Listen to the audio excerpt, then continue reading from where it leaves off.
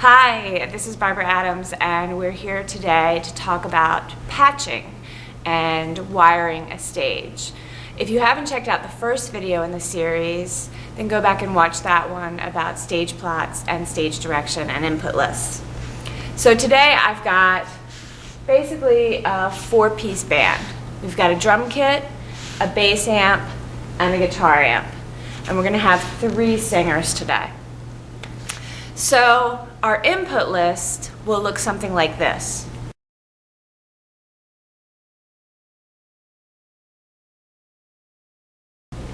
So now that you've seen the input list, we need to make sure that we can wire the stage without having cables running everywhere.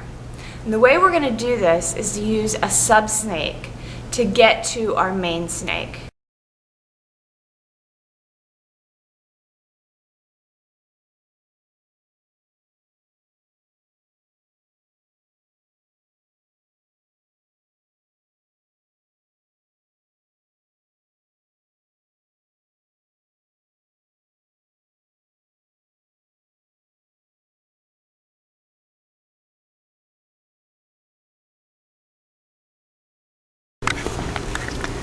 This is our red sub-snake.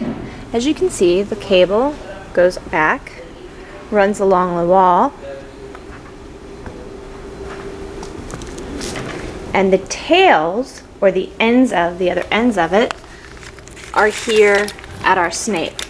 And we will plug these cables into our main snake into what channels they need to go into according to the input list. So for this setup today, we're going to use two sub-snakes.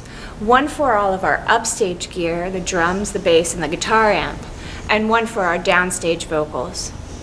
Upstage we have a white sub-snake, and downstage we have a yellow sub-snake.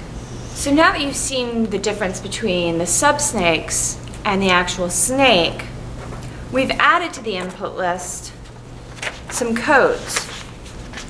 W1, W2, up to W7, and yellow 1, yellow 2, and yellow 3. The W stands for the white subsnake.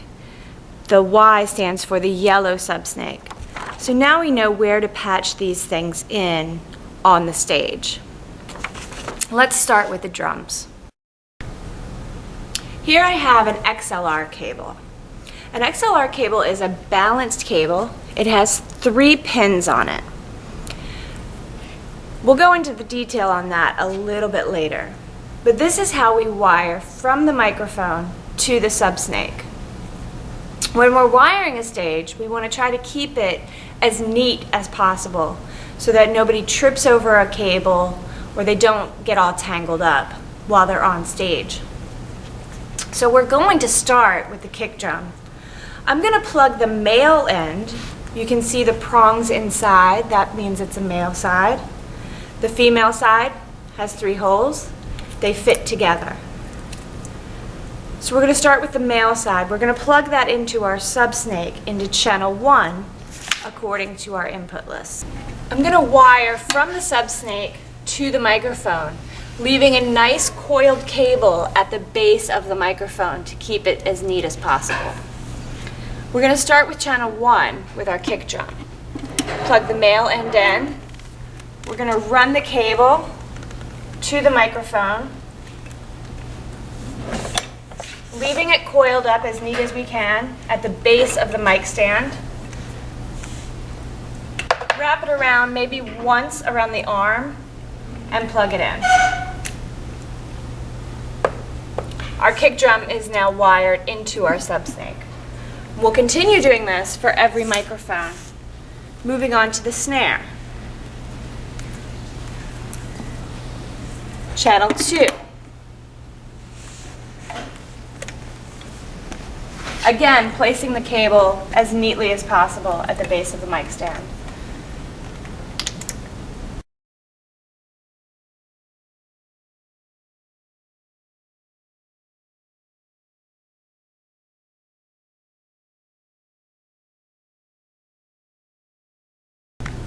So now our white subsnake is fully patched. We have 7 inputs here.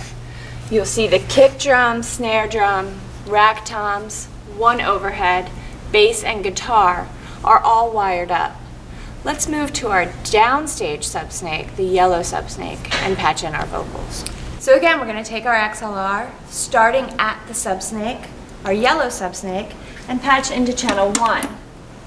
Now if you remember going back to our talk about stage direction and input list, when we do our input list, we always go from stage right to stage left as we're wiring. So our first channel on our yellow subsnake is going to be our stage right vocal. Again, we're going to place the wire as close to the mic stand as possible, keeping it neat. Wrap it maybe once around the mic stand and plug it in. If you're working with an engineer and helping them set up, they may have specific instructions for you on how many times to wrap it around the mic stand.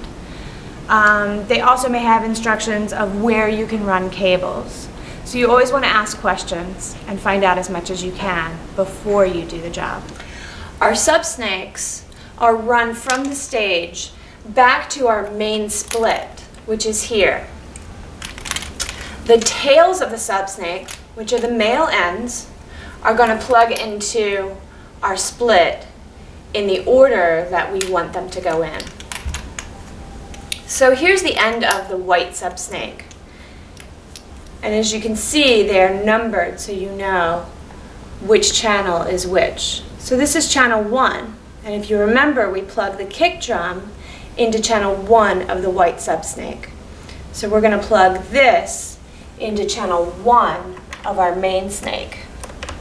Continuing on with snare, rack tom, floor tom,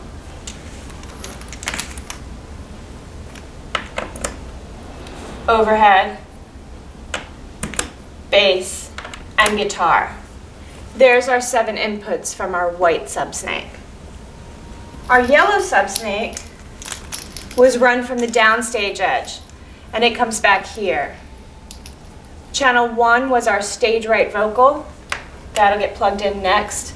And as you can see, channel 1 of the yellow subsnake is getting plugged into channel 8 of our main snake.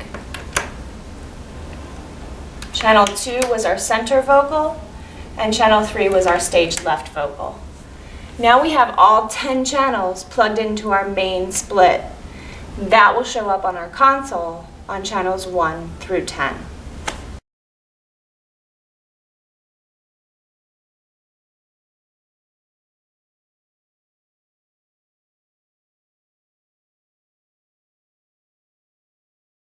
So now we're at the front of house console. And we said where we patched things in was channels 1 through 10, according to our input list. What I've done is written on the console on board tape the order in which our instruments go, 1 through 10. If you come around the back of the console, you'll see where the outputs of our main snake come into our console.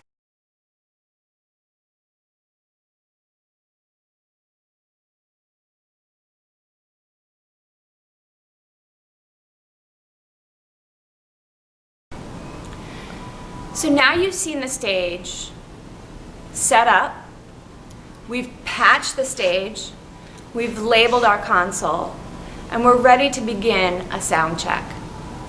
Today's patching was very simple with only 10 channels. Some shows you will have upwards of 48, maybe even 98 channels. So you need to make sure you are organized and you keep a detailed input list of where things are patched so you know where to patch them into the main snake.